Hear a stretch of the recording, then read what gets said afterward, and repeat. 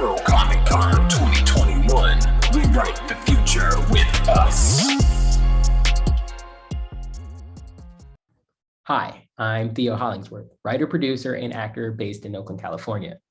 This year, I had the tremendous opportunity to accept a position here at Pixar Animation Studios in Emeryville, California. I'm currently working as a department manager, managing the story department for an unannounced Pixar film. In my time, I've gotten the opportunity to see firsthand Pixar's efforts to highlight more stories by creatives of color, and in particular, its Black creatives. I've always been a fan of Afro Comic Con, so when I started here, I wanted to find a way to shed some light into what the Black folks at Pixar are up to, specifically for the Afro Comic Con audience. I was able to conduct a series of interviews with a few of my fellow Black employees here at Pixar, specifically for Afro Comic Con.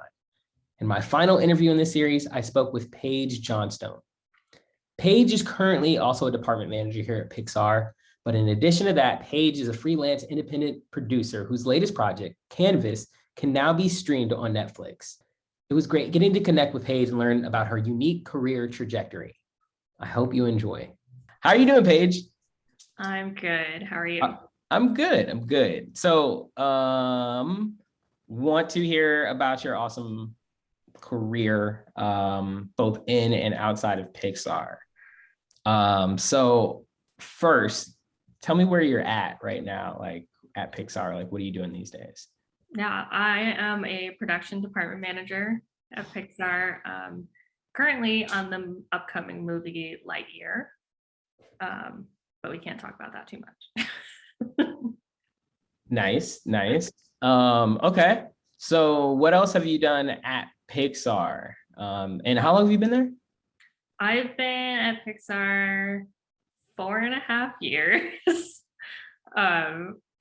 which has flown by. And so I started as a PA on Coco, was my first movie at Pixar. And then I went on to Luca for a bit in development. And then I switched over to Soul in script. And then back to Luca in animation. And also did script supervising for the Spark Short 20-something. And now I'm on Lightyear. Wow. Okay. So you've done, what was the first one again? First one was Coco. Coco. And you were a PA on Coco. What department were you a PA in? Animation, in the animation. Okay. So you've done animation, development, script, and then animation again. Yeah. And you're currently in lighting. I'm in crowds and global tech. Clouds. Okay, got you. So you've gotten like your hands in like many kind of phases of the production process. Yeah. I've been a little bit around the pipeline. I haven't done as much back end, but global tech is actually like kind of a great department because you can see, we meet with every department on the show. So you can kind of see like what every department is doing and how the technology like affects the pipeline and what people are doing. So yeah, it's cool. Kind of been all around. Got it. Okay, so now that I kind of got a sense of like where you're at and what you're up to, I want to go back. Where do you like what got you here? Like, as I guess as early as high school, middle school, like what was like, when did you see yourself getting into this animation industry and in particular like production management? Yeah, definitely not in middle school or high school. It didn't happen for a long time. Yeah. So my degree from college is in cognitive science. Okay. I was planning to go get my PhD in neuroscience, and I wanted to study traumatic brain injuries because I just thought that was really interesting. But I also like really loved film. I took film classes all through college, but didn't actually like major in film. I took film in high school as well, actually, and I was in theater in high school. But I was doing like the lighting board and stuff, or helping with it rather. You wanted to get a PhD and study traumatic brain injuries? Yeah. But you were also like into movies. I wanted to be Dr. Paige. Yeah, no, I always found just the study of neuroscience like really interesting. I still follow a few like like websites here and there and see like the latest news. It's always stuff on Alzheimer's and stuff like that. It's really interesting to see just like the way that the brain kind of functions and develops. So that was really interesting to me when I was in college, definitely, and it still is. But somewhere along the way, I was like, I'm gonna give this film thing a shot. And so my aunt and uncle run a temp agency that specializes with entertainment industry companies. So I worked in-house for them a bit because I had no job experience. So they like really made me work for it. So I started doing payroll for them. I learned about all the companies around LA. And then I finally went and started temping for Dreamworks in HR. So it wasn't in production. I started in the benefits department in HR, and I was there for what was a 2-week assignment stretched out into 8 months, and then I transferred to production from there. Okay, cool. So yeah, okay, so you got in through the HR, the entertainment kind of HR staffing pathway. Yeah. And then once you were like at DreamWorks working in HR, like what motivated that transition into the production management department? I knew I always wanted to like, if I was gonna go for film, I was like, I know I'm not a director. I know I'm not, like I could check off all the things that I wasn't, but then I was like, this production management thing, I think this is it. And then the more people I asked, like, what does a producer do? Everyone was just like, they just, and I was like, okay, I can work with that. I can work with some vague job. Nice. Okay, cool. So wait, and so you weren't really feeling the HR like side of things? No, I actually did. I really liked HR. It was my team was really awesome and supportive, and it was fun. It just wasn't, fun, relatively fun. I started there at the time where PDI had closed down. So I was actually processing a lot of the terminations, and so that like wasn't really fun. But PDI was the office in Northern California that Dreamworks had. Oh, okay. So it was Pacific Data Images, I think it was used to be called, but it was like it was an entity of Dreamworks, and so the movies were usually split up between Glendale and PDI. Got it. Okay. And okay, cool. Yeah. So, all right. I didn't see, this is illuminating. Like we know each other, but I like this kind of interview format because I'm digging deeper now. I get that I'm understanding who Paige really is. And so now I'm trying, all right. So when you figure it out, let me know. So, my next question is like, you did point out, you're like, I know I'm not a director, right? But you're in a very creative field. And I feel like even in production management, there's a lot of creative decisions that have to be made. Like, For sure, yeah. Do you feel like, are you a creative and directing just isn't your like mode of creativity, or like do you not see yourself as a creative at all and you're more like, I'm a like very analytical, like black and white, get it done type person? No, I'm definitely not. There's definitely an aspect of me that is like that, but I think when I started, I was like, I couldn't do that. I can't be a director. And I don't know if it was just because I hadn't spent enough time around film to like really understand what it took. These days, sometimes I'm like, I definitely like have stories I want to tell. So I think these days I'm more like, at some point I do want to give it a try and, see where it takes me. But I love production management. I love being a producer. I love, that other side of it. And so I 100% consider myself a creative for sure. I think you have to be creative to do what we do. And because you're like taking all of these pieces and you're trying to make a film out of it. And the director does that in their way by like their vision, right? But we're the people that get the vision done.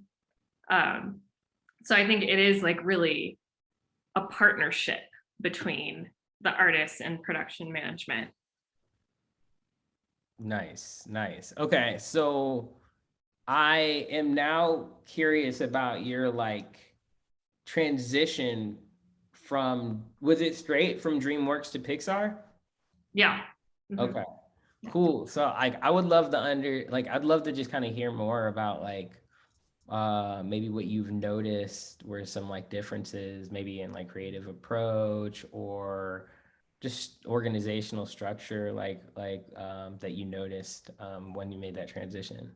Yeah. So I think every animation company is just a little different in how they structure their pipeline. All the basic elements are all the same, but like for example, DreamWorks, like they had rigging, modeling, shading as different departments, whereas here at Pixar we have like the character department and the sets department, and then rigging, modeling and shading and all that is wrapped up into the characters and the sets departments.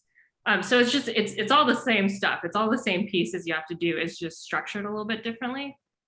DreamWorks definitely was a lot scrappier than Pixar. I think it's a smaller company, so that makes sense. Pixar is definitely like a well-oiled machine at this point. But I think there is still a lot of room for innovation. So definitely one of the things when I first started that I noticed was everyone was always just kind of like, well, this is how we do it here, whenever I kind of ask questions about like why something, and they're like, well, I don't know, we've always kind of done it this way.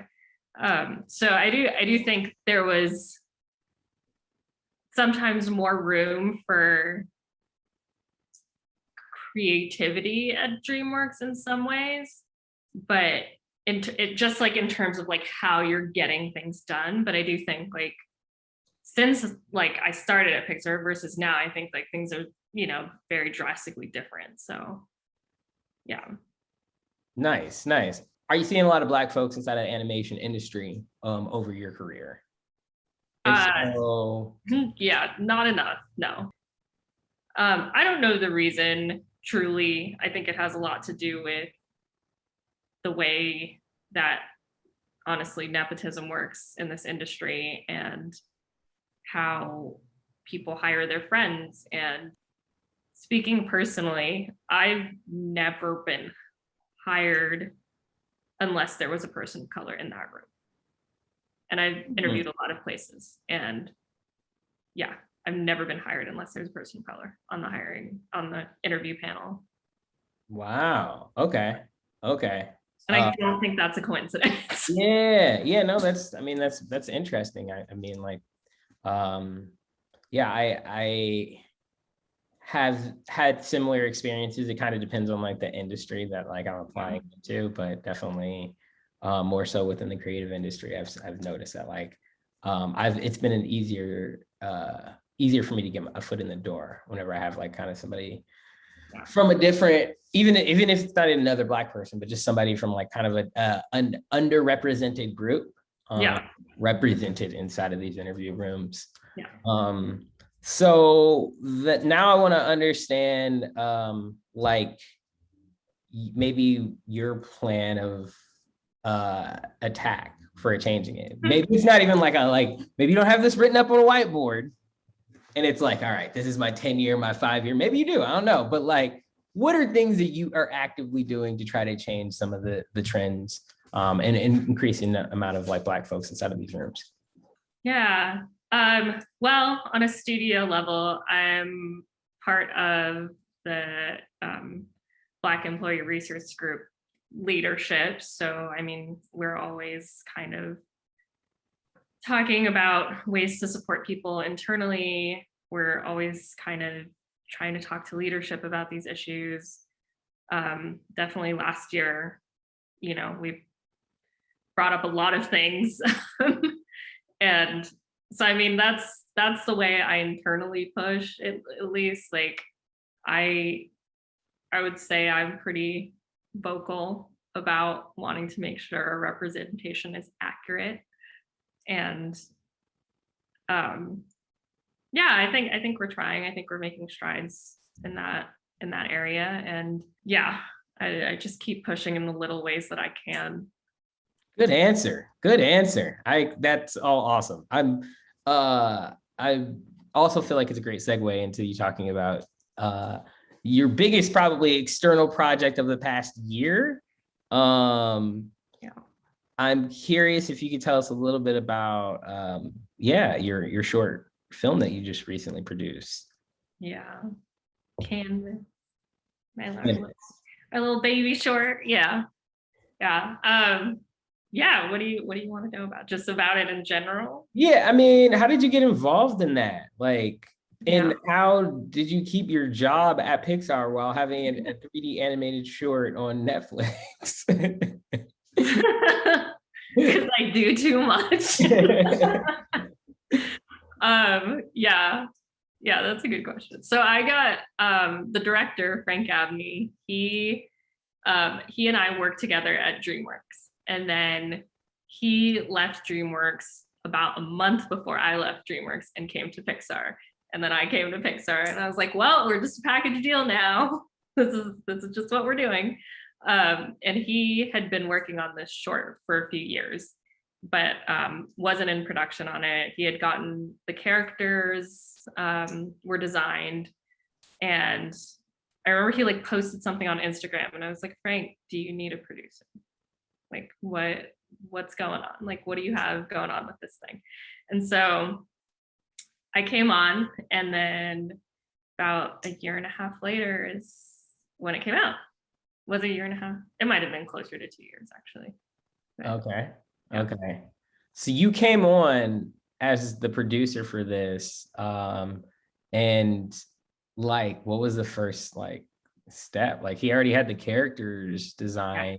Yeah. Did he already have a script? He already had a script. So Yeah. there weren't a ton of changes. We kind of showed it to a few people. They had some notes, but the story was really solid when I started. So there wasn't a lot of crazy changes. I was a PA at the time also, just to throw that out there. And I just like, I don't know, just like believe in yourself, right? Like I was like, I can do this. Like, I know I can do this. And Frank tells me every time, he was like, there is not a doubt in my mind. As soon as you brought it up, I was like, yes, obviously you're the producer. Which I really appreciated from him. Because yeah, that means a lot. Like when you're a PA, you feel like nothing a lot of the time. And so for someone to like take a chance on you and be like, I know you don't know everything, but like, I know you can get me through this, is like, it really meant a lot. So yeah, we started production. We needed money, so we did a Kickstarter. I'd never done a Kickstarter before, so I was just like, all right, I'm gonna put this Kickstarter together. Let's do it. And then we got the money, and then I was like, okay, I know enough about production to get us through this. And I learned a lot along the way. Like I did not know nearly as much as I know now. And I'm still like, how did we do that? Yeah. And then it got picked up by Netflix. Like, how did that come about? Yeah. Were you instrumental in that? Yeah, it's yeah. I feel like that is always everyone's questions. Like, how did you make this happen? And I'm like, it just did. So it is a little bit of like luck, knowing the right people. It's that kind of thing. So both Frank and I had been in the industry for a while at that point. He's been in the industry longer than I have. So he knew someone at Netflix who used to be at Dreamworks also, and had talked to them about it. And then Chris Nee at Netflix reached out to us when she saw the Kickstarter and was just like, how do I support this? It looks awesome. Like, what are you guys doing with it? And then, yeah, probably like a year later, we were kind of like, hey, Netflix, you want this thing? And yeah, it was a lot of like ups and downs. And then we were able to make it happen. And here we are. It's on Netflix, on there. It's crazy. Yeah, I know. It's awesome. I always, I feel like every time your name is brought up now, I always brag that like the first day I started, or the first week I started, I think it was the first day, like it was remote because I was like, like working during the pandemic, and you like slacked me and you're like, hey, welcome to Pixar. We should have tea sometime, like a virtual thing. And I was like, who's this? And I like Googled you or something. And I was like, oh shit, that's the Canvas producer. Like, yo, like I'm so like honored that you would be reaching out to like talk to me. And so that kind of goes back to your other point about like just I feel like you being a part of the Black employee resource group here at Pixar, and like I just feel like you've done a lot to like make sure that the Black folks at Pixar are feeling supported, but collaborating with like folks outside of Pixar, doing dope work like this. Like I just have to like give you major props for like everything that you've done, and like ask you like how I can get your level of energy, because Lord knows I don't have energy. That's the thing. I also, I did two rounds of mentorship for women in animation also over the last year. I'm not doing it this fall, unfortunately, because it's just like too crazy. But I think like when I started, that was what I always wanted. I wanted mentorship. I wanted like someone to tell me if I was doing things right, and to like be a safe space for me so that I could learn. And I feel like so much of my career, I've just had to like make it happen on my own. Like, I don't feel like I've had people there all the time that were like willing to take the extra moment and like show me how to do something. I like still don't know what I'm doing half the time, I feel like, but it's definitely getting better. And so like any knowledge that I get, I'm always like, I want to share it. And I think like that mentorship is so important, because like maybe that's like another answer is like people go to these, classes who are able to like afford to go to these classes, and then their mentors introduce them to people at Pixar, and then they're able to get into Pixar. So I mean, it is important. And like I really do try to make the time, no matter how tired I am, just to like, if someone reaches out on LinkedIn or email or whatever, I try to like have at least a one-on-one with them and talk to them, like see where they're at and like how I can help them, because that's like all I wanted. Yeah, I mean, and I think that that's really rare in the entertainment industry. I feel like I'm not saying I'm on your level of mentoring yet, but I've had my experience in like mentoring a lot of up and coming filmmakers, and I feel like there's a lot of like ego and competitiveness in the industry. Yeah. Like whenever people ask, just to like connect or learn more from you, there's a lot of like hesitancy. People don't want to like give away their like trade secrets or whatever. So it's really rare to have somebody that's like really down to do that. And then it's frustrating whenever it's like you're offering up your time, and then like the people you're giving it to aren't really taking heed of that, because you want to be like, yo, this is like rare that anybody's really going to want to give you that level of mentorship. So I think it's important to not squander that. Yeah, no, totally. And I tell people, I mean, like I've told the people in women animation, I've told them like many times, I'm like, just reach out to people. Like all they can say is no, and like hopefully they won't.